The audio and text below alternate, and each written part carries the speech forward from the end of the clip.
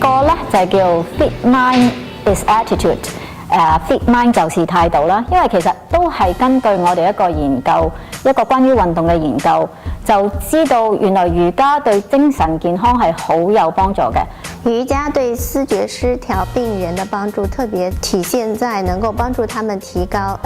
衰竭的記憶力，以及幫助他們能夠改善他們的注意力比較差的這種情況。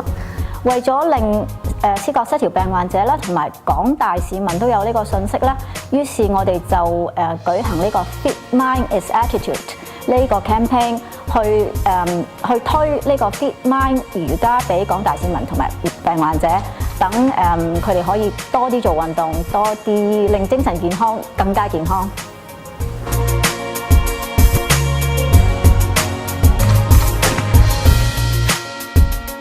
關注思覺失調，由 Fit Mind 做起，一齊嚟參加啦！